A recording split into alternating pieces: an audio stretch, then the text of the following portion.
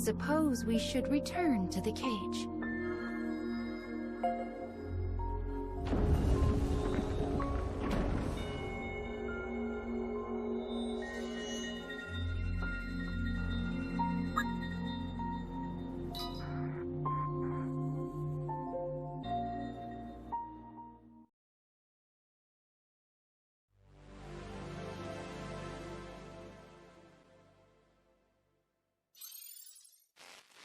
Huh. My phone's been updated.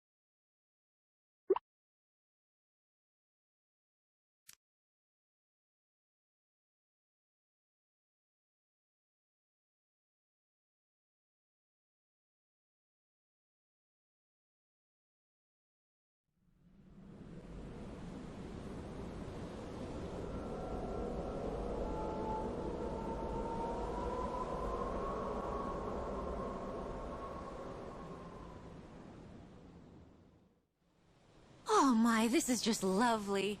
Let's take a moment to really breathe in the scenery.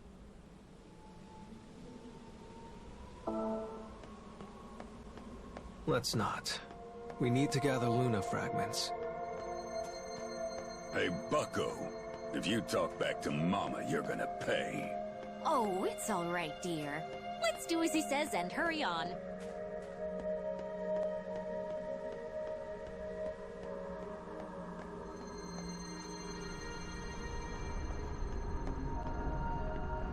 Why did you stop? Oh dear. That tower is very tall. Please don't tell me you're afraid of heights. And what if she is, pal? Mama's just more suited to lower places than most folks, yeah?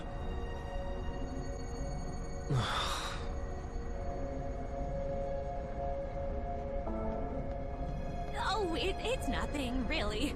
Especially since it's for my little you. Just don't take on what you can't handle.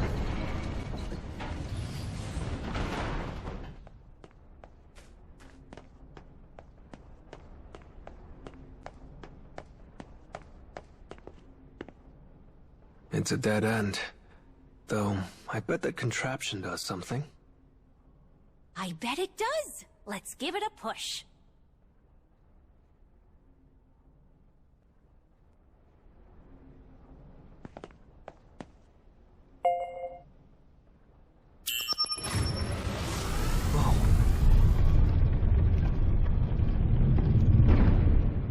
I would love to know the law of physics that allows that to happen. Well, with the moon broken, who cares if a floor decides to move around a little?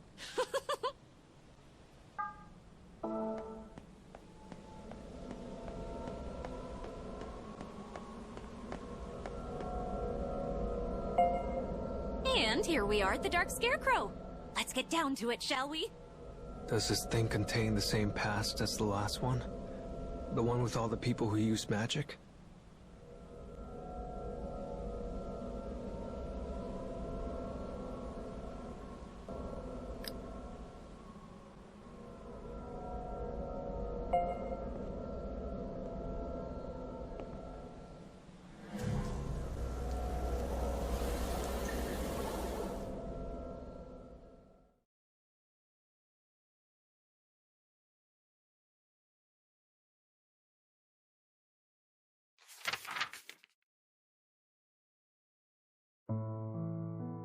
Two girls and a boy once met at a school for children with magical talents. Though they became best friends, trouble arose during an event known as the Day of Pledging.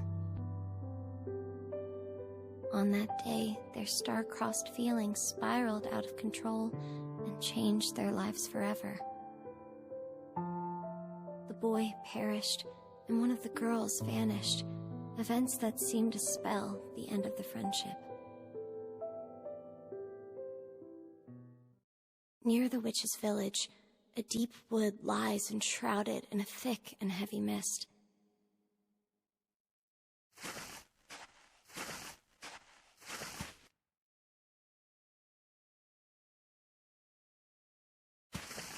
Silence hangs on the branches like alien fruit. It is as if the trees themselves are staring at the unexpected visitor in their midst.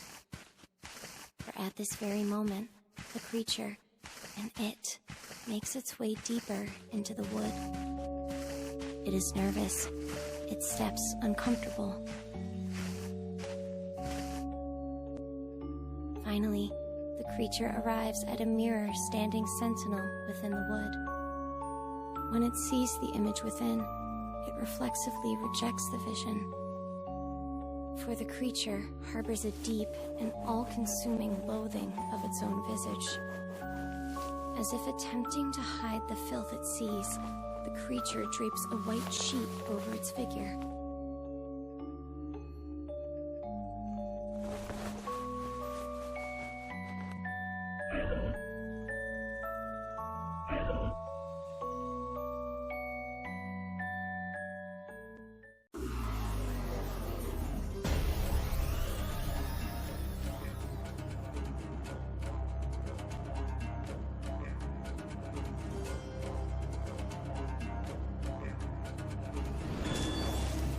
You don't have to do this.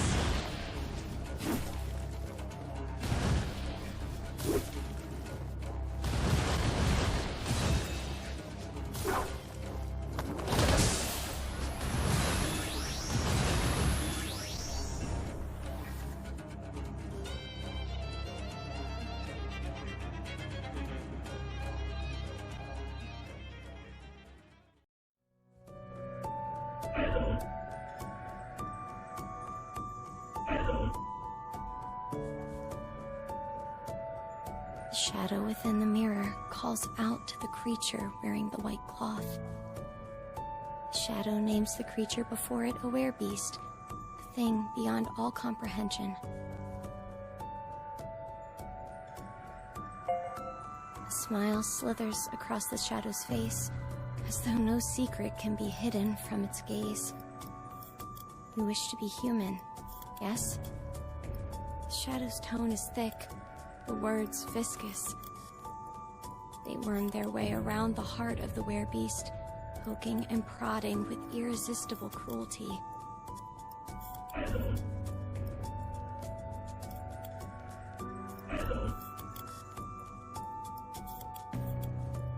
Finally, the werebeast responds in a voice both quaking and resolute. I will do anything to be human. Anything.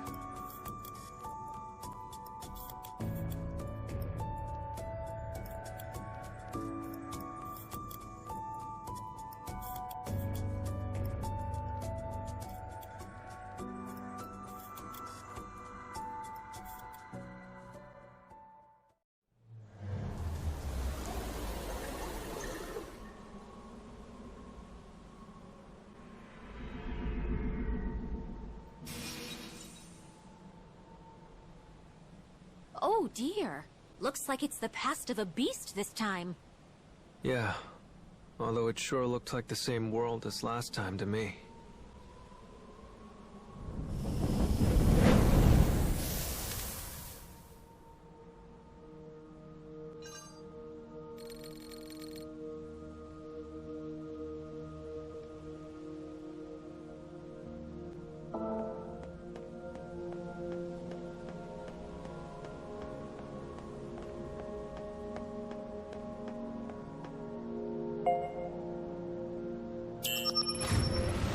I restore this past, and I'll get a Luna fragment, right?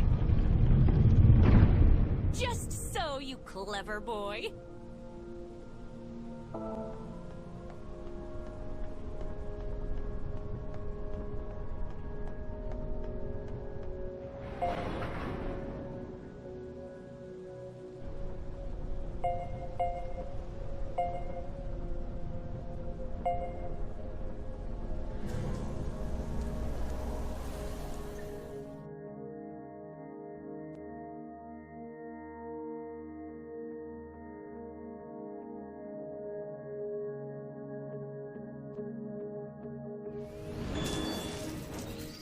I'll grind them into dust.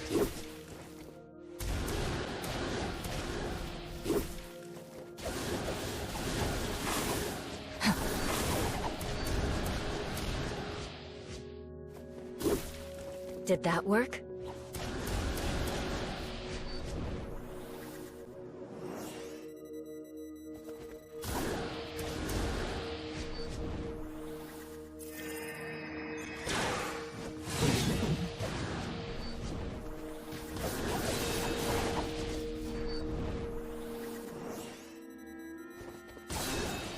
This work for you?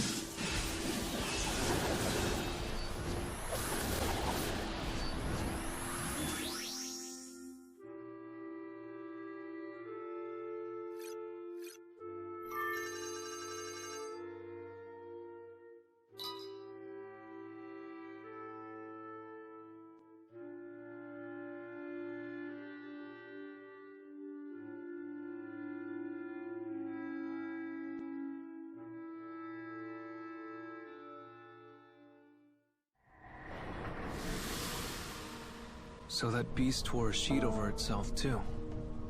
Is that just a thing in this world? Who knew I was such a trendsetter?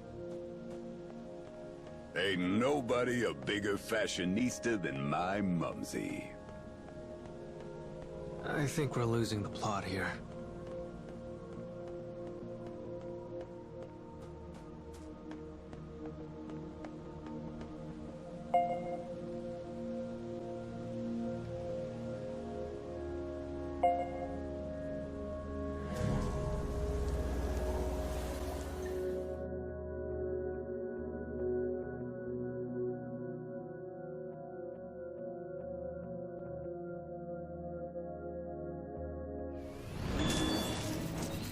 I'll grind them into dust.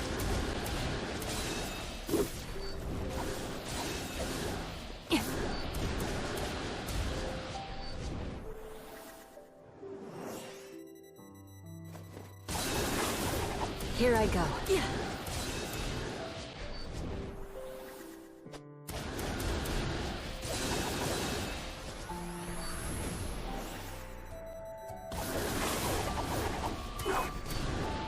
This work for you?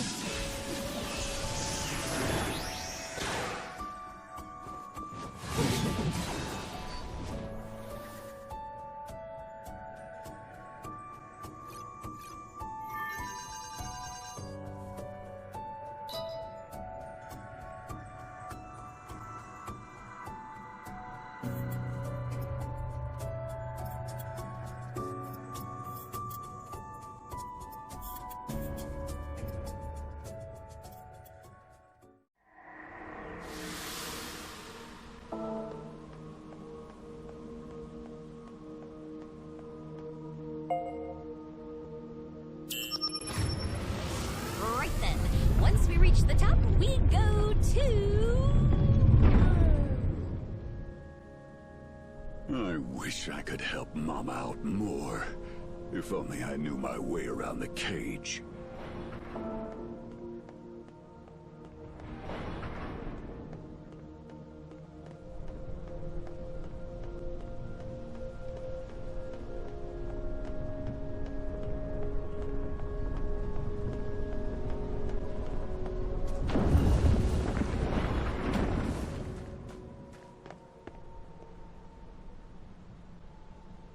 The road is out, so we'll have to use these routes to get over there. Are you insane? I'll slip and fall and crack my head open like a melon. A melon! Don't worry, Mumsy. I'll protect you with my life or die trying. You float. You'll be fine.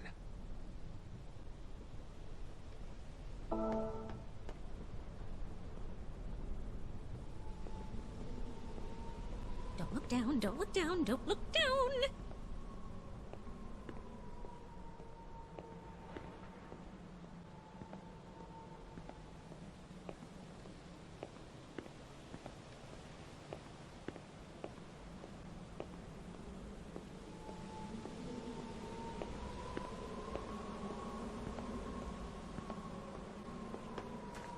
Talk about your close calls. But it looks like it's another dead end. Oh dear, did I mess up the route again? Maybe this thing will help.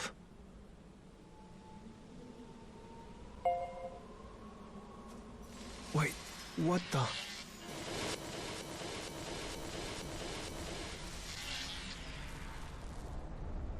Did we just warp? Just as I thought. I knew this was the right way.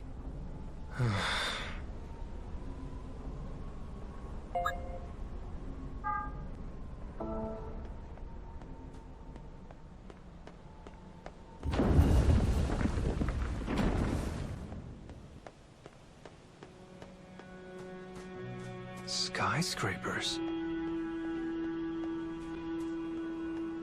What's the connection between this place and my world? Oh dear. Is my little you homesick? Miss your mama, huh? I feel you, kid.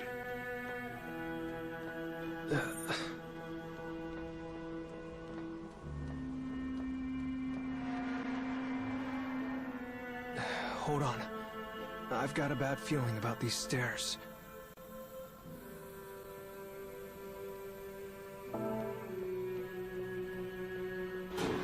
Run, you!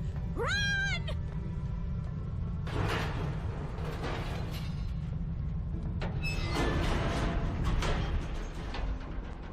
Oh, goodness. That was a close one.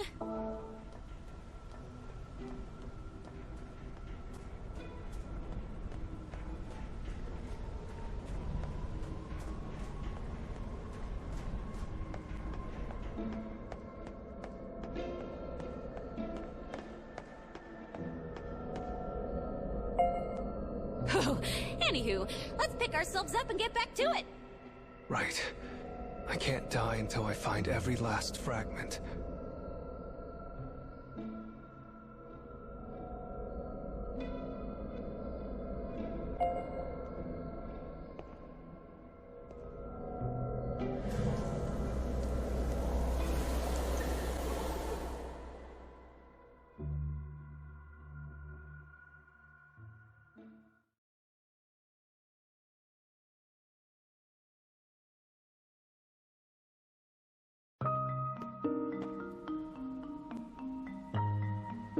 The werebeast arrives at the city that contains the School of Magic. The night is dark, the silence full, yet it is a far different quiet than the still of the wood. The people of the city sleep easily in the protection of their warm homes. And as the werebeast takes in the sight, an indescribable feeling begins to well up inside its chest. Perhaps it is envy. Perhaps it is hate.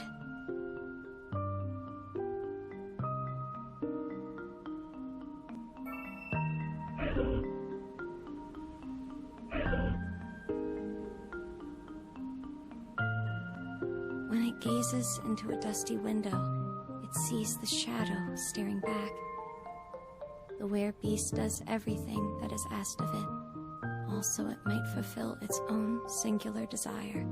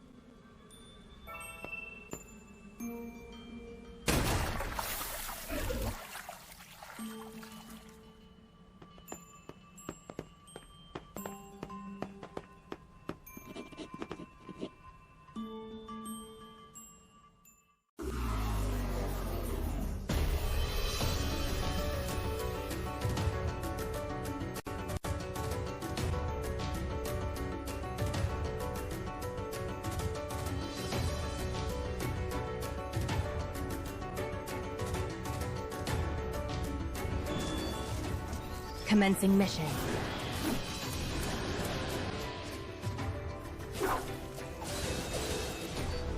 Damn it!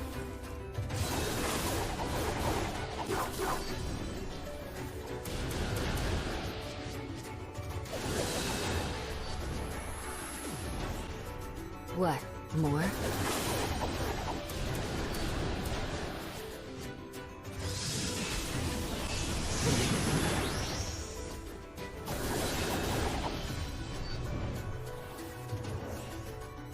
Enemy reinforcements confirmed. Eliminating. You're really starting to piss me off.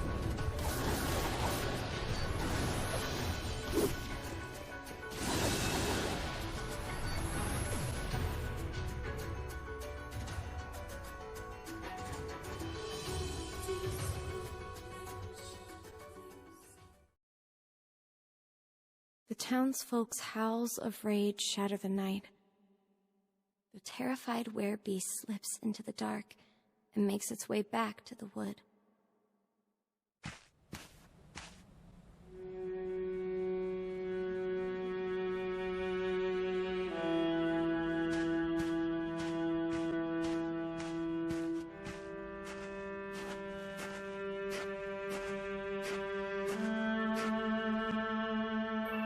The shadow's smile is ever present as it praises the werebeast's work. But the exhausted werebeast cares not for praise and begs the shadow to finally make it human.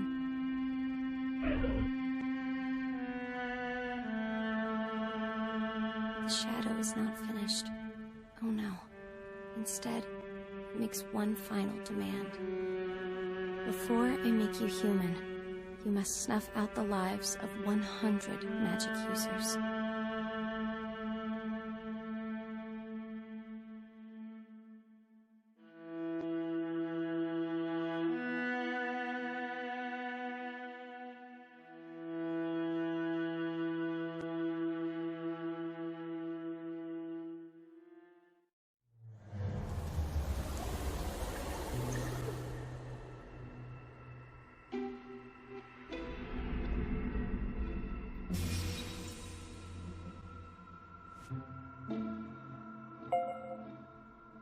So the beast needs to kill 100 magic users in order to make its wish come true. What a simply horrid proposition!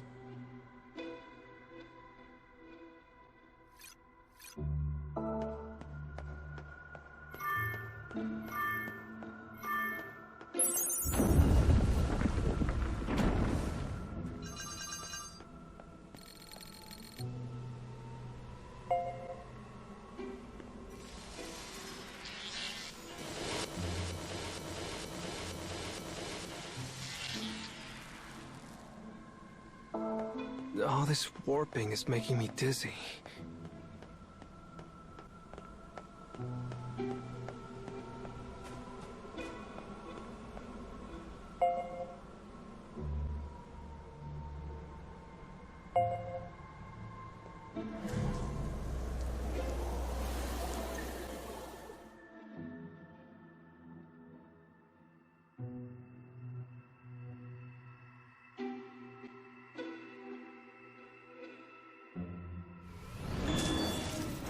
Found you.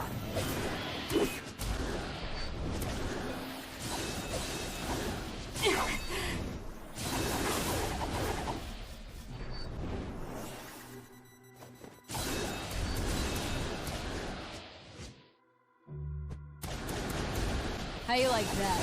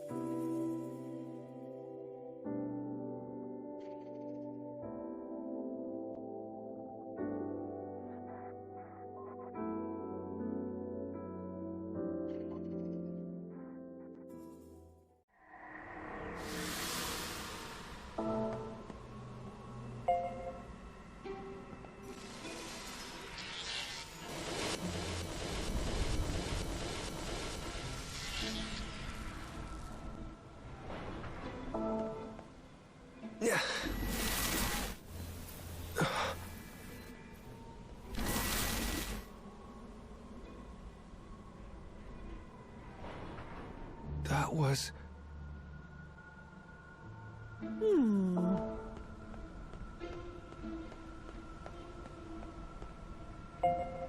Damn. This thing's in the way.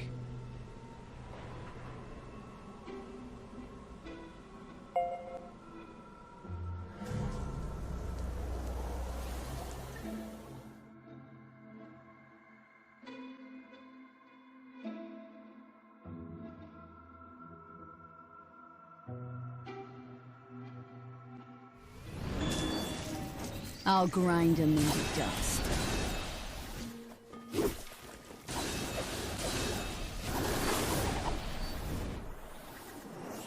Enemy reinforcements confirmed. Eliminating.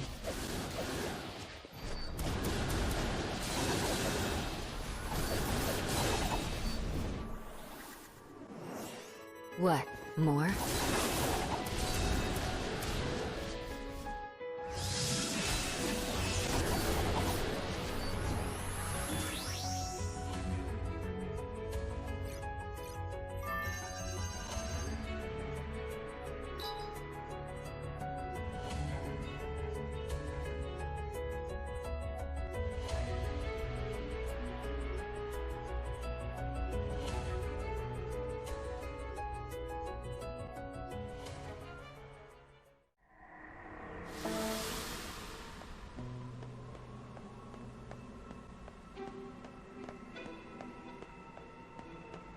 There's no one here.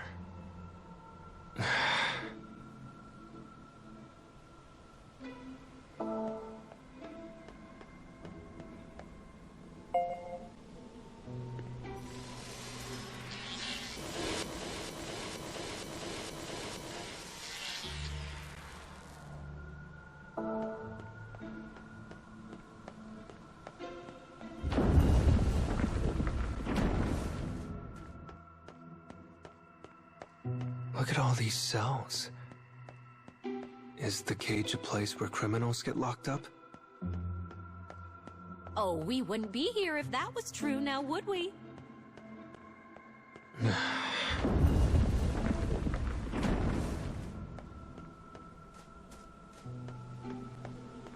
Someone's here, sis.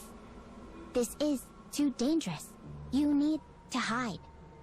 The black birds are... talking. These are nasty little creatures that invaded the cage. We'll never get the Luna fragments if we don't dispatch them. Please, just let my little sister go.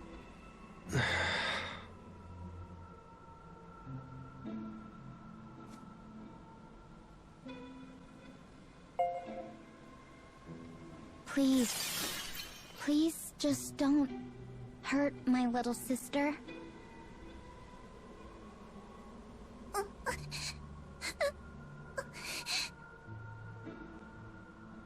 There's no point in living without my sister.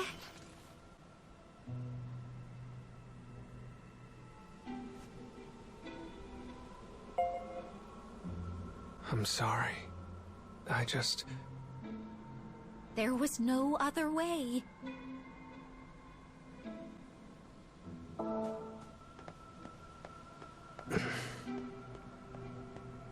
What are you thinking about, dear?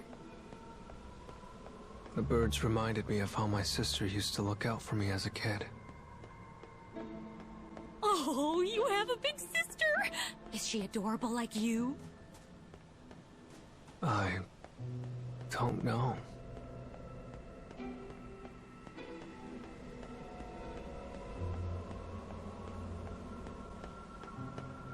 Oh, I have a wonderful idea. Quick, give me your phone. All right.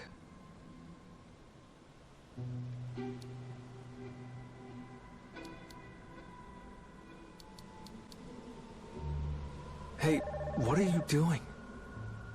Well, I was worried about you, so I decided to give your big sister a call.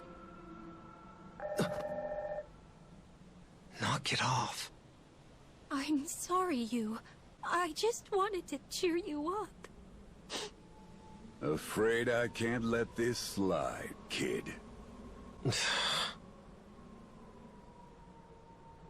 We all make mistakes, yeah? Important thing is putting in the effort to set things right.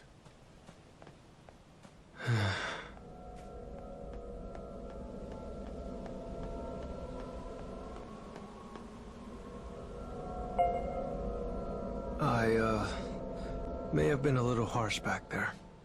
Sorry. Oh, it's all right. It's really my fault to begin with. Now, let's keep our heads high and fix the last scarecrow! This is only the third. Oh.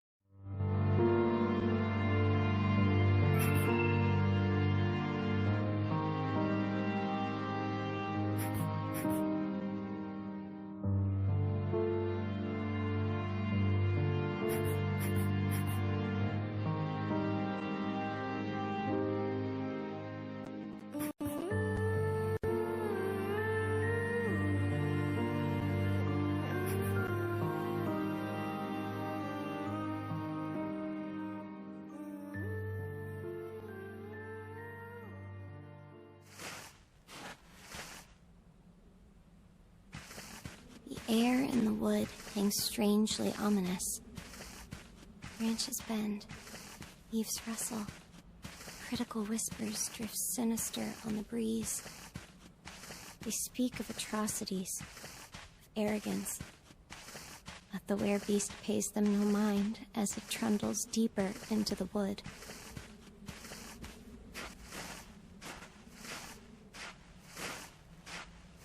Behind it, a heavy sack leaves a furrow where it drags upon the earth.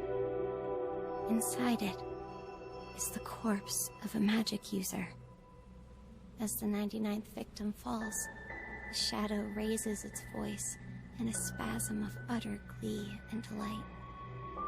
Animosity and rage seep out from the mirror and coat the werebeast in their violent sheen.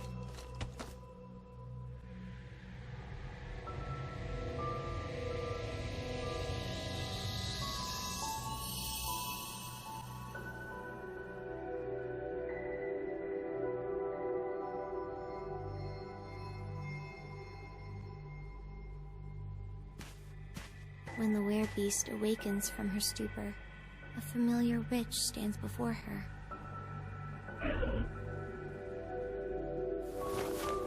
And for the very first time, she begins to fight against the shadow's unthinkable words.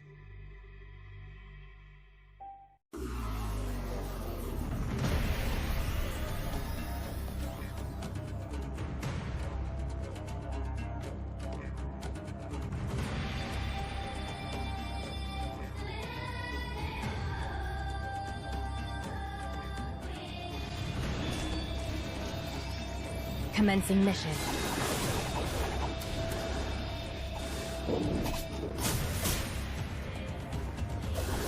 Here I go.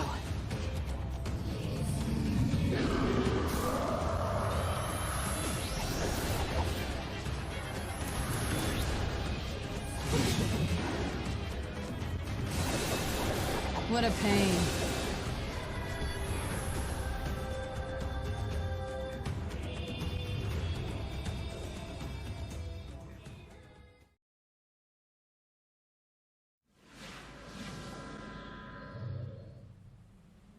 Standing before her is the one she has loved for so long.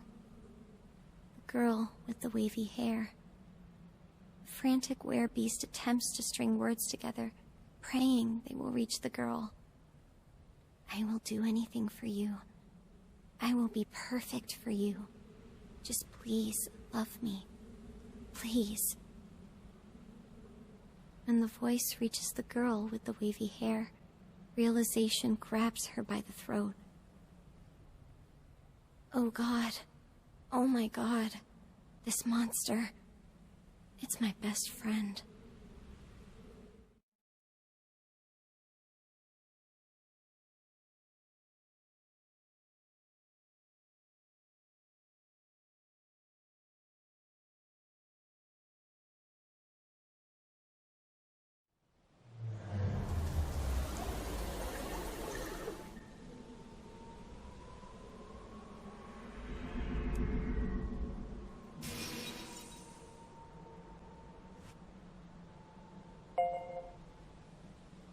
So that beast was actually the girl with the glasses.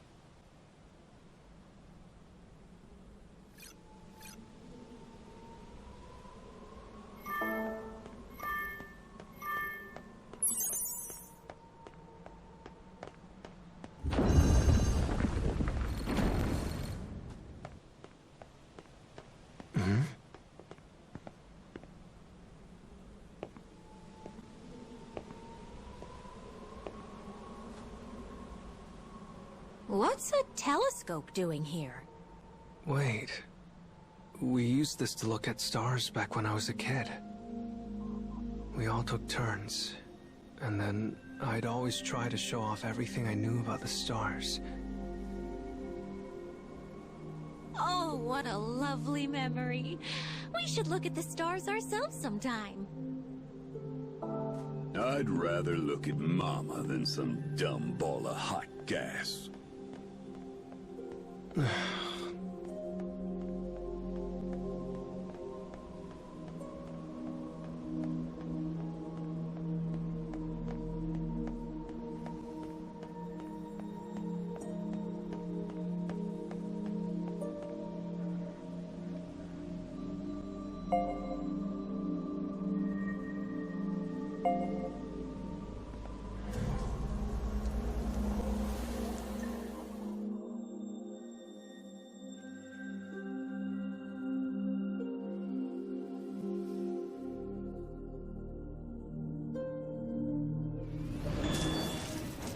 Found you.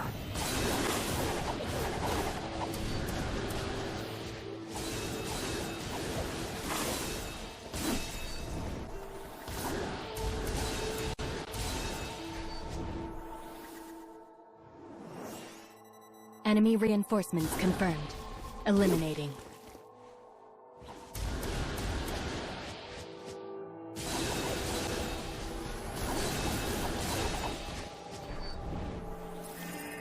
Sorry.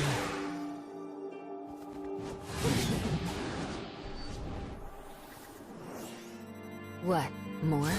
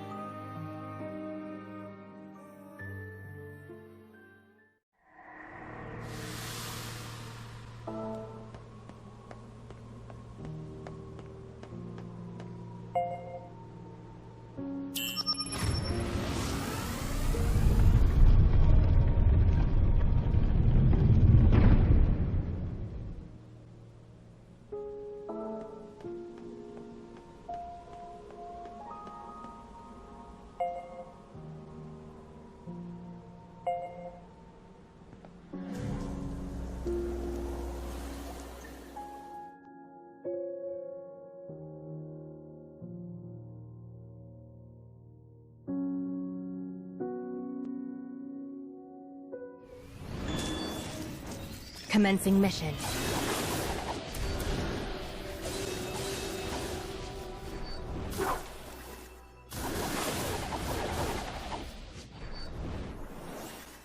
What, more?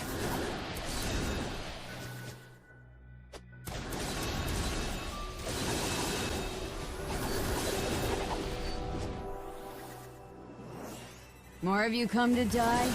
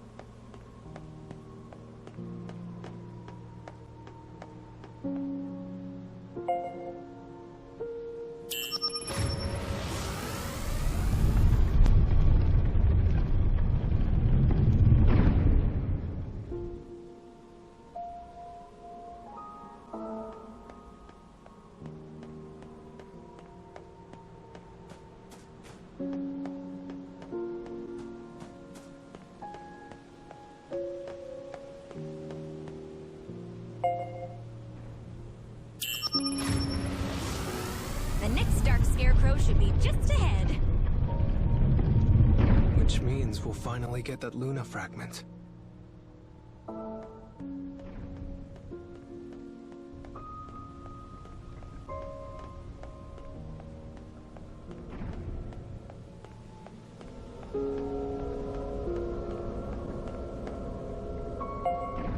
Let's see how the beast's past ends.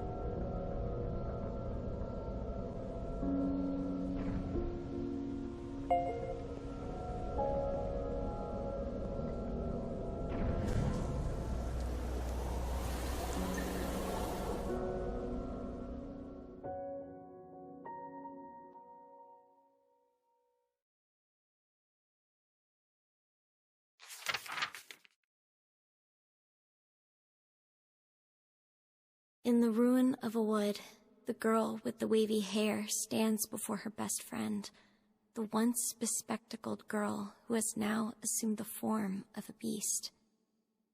She has a question that must be asked.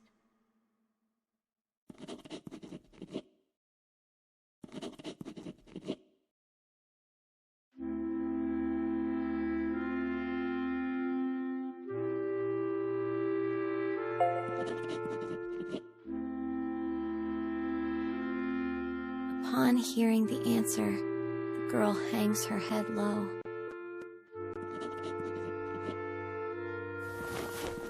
The cry of the beast and the enmity of the girl swirl together amongst the quaking trees.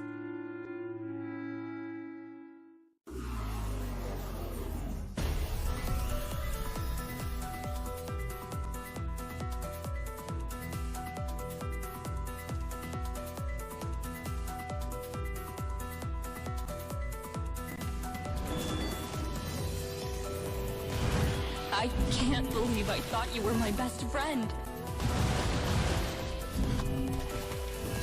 Why don't you understand? Don't you believe me? I hate you! No.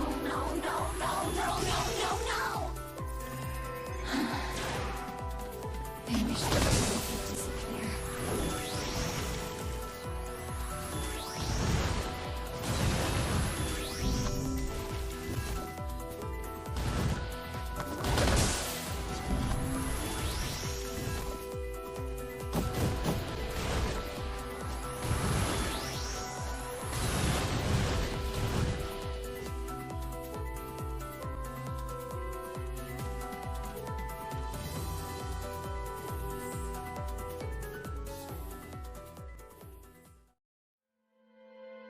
The bespectacled girl has fully transformed into a creature of pure malice and hate.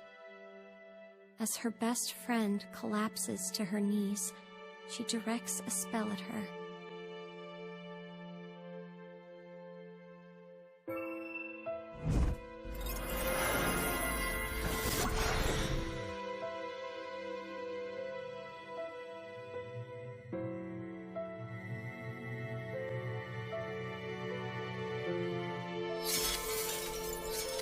Yet all reason is not lost.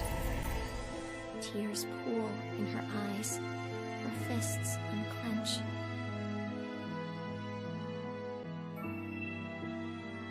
With her human heart returned, the girl extends a hand to the one she has always loved. With those words spoken, the girl with the wavy hair plunges her staff into her own chest.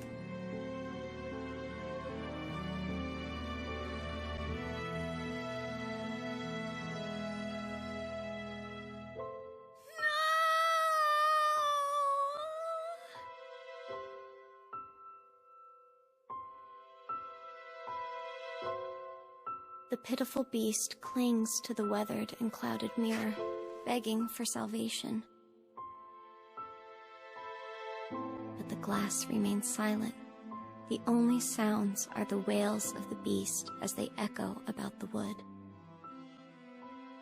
There had never been a shadow. The bespectacled girl despaired over an existence where her wish would never come to pass. So she cast a terrible curse upon herself and sought vengeance against the self-same world that denied her. But when the path of her revenge came to its end, she realized that it led to nothing.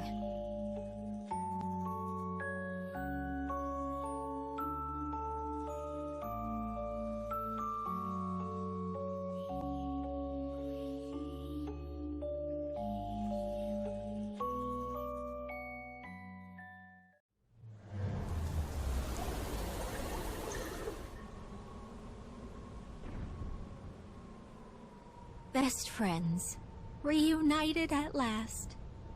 Oh, still, how can people fight if they care so deeply for each other? Conflicts can only be avoided if one party decides to endure the pain others inflict on them. That's how it worked in my world, anyway. Oh. Maybe let's save the difficult topics for some other time. 'Cause right now, it's payday!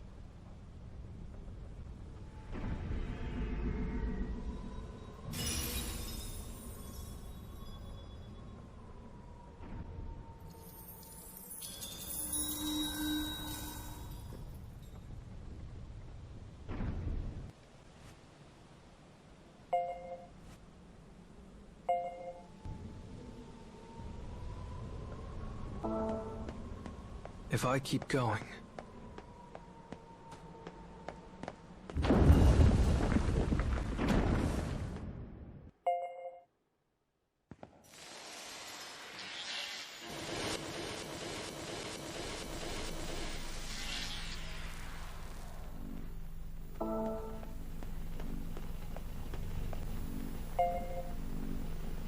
These TVs.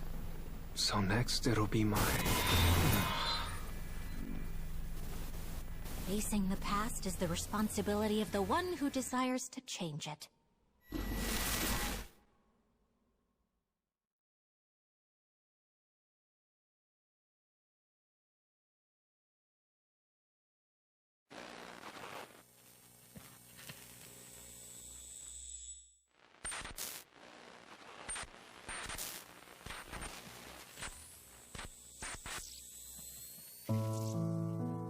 In the library of a metropolitan high school, a boy diligently attends to his studies.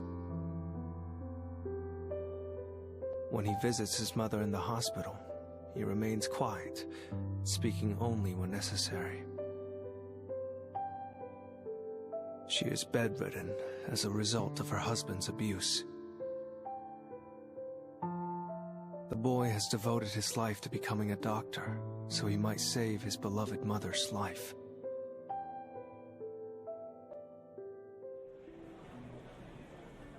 With the day complete, people hurry about their business in the evening gloam of the city.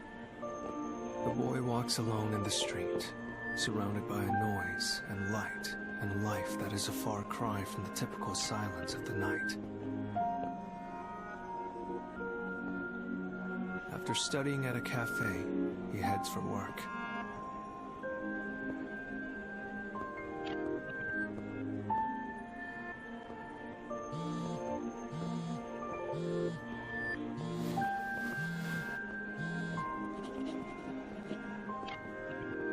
The boy makes a perfunctory apology and hangs up before the voice on the other end is finished.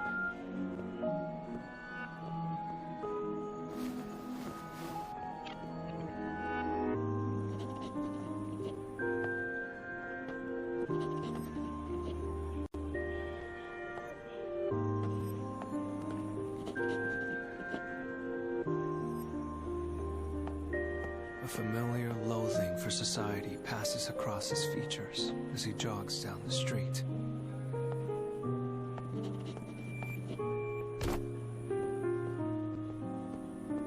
Suddenly, he bumps into a group of fellow high school students.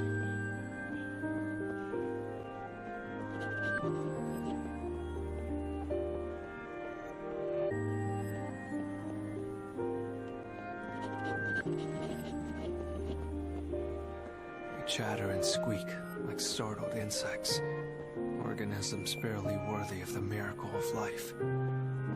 Deeming the interaction not worth his time, he mutters his second false apology of the evening before hurrying from the scene.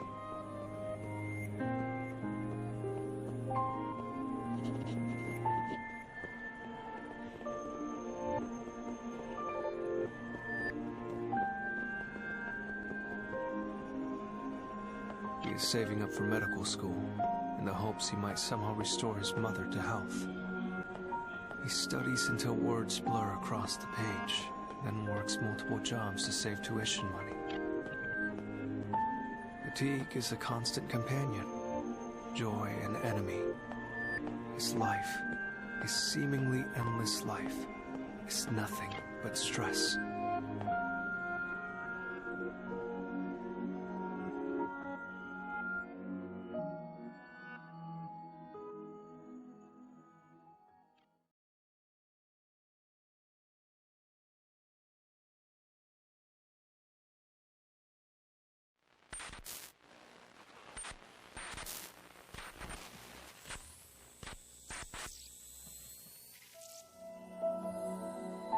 Summoned by his mother's physician, the boy sits quietly in the hospital consultation room.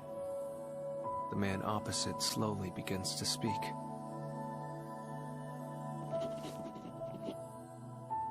He informs the boy that his mother has very little time remaining to her. As if attempting to reject reality, the boy begins peppering the doctor with questions.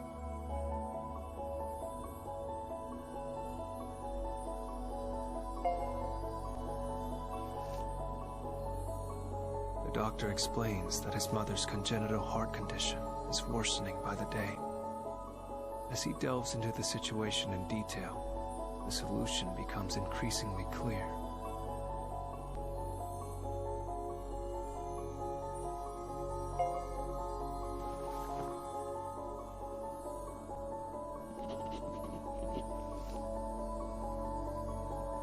His mother will need a heart transplant.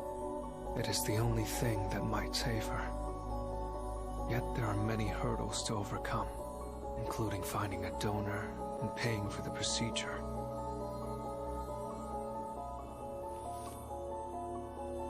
When this cruel reality is finally laid before him, the boy's thoughts dissolve into mist. Why are our lives like this? It is a question he has asked uncountable times, yet the answer is always the same. It is his father's fault, the man who abused his mother horribly before abandoning them both. And so, this day ends like all the others, with hot rage accumulating in his heart, like so much ash from a fire.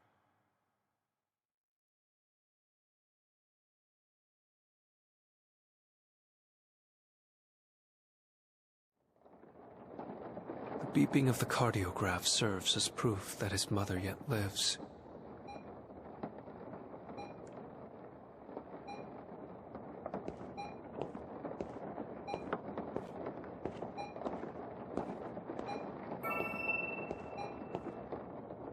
As she begins to moan softly in her sleep, he reaches out and quietly takes her hand.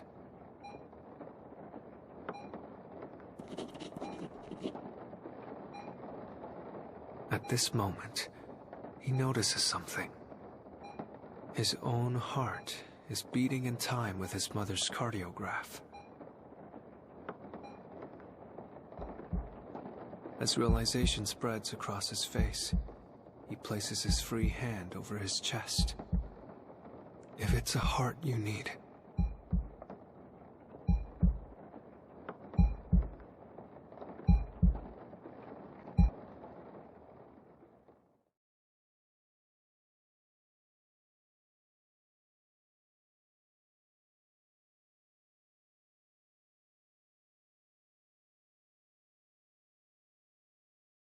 it's his fault. It's all his fault.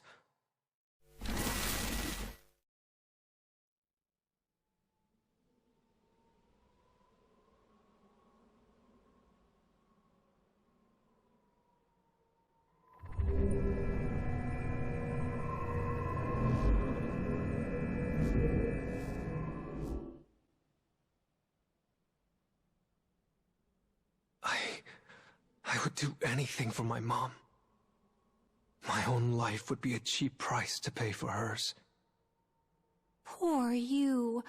Oh, things were never easy for you, were they? But if you fix the broken moon, I'm sure your past will... Well, I'm going to work extra hard to make that happen so you can finally forget all these terrible things. Thanks. You're helping more than you think. Hmm? What did you say? Nothing.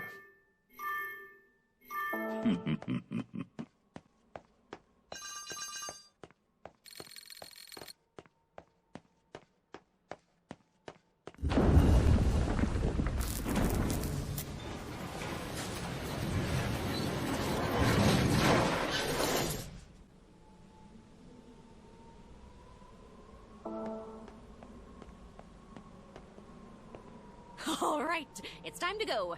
Follow Mama! Counting on you. But just a little.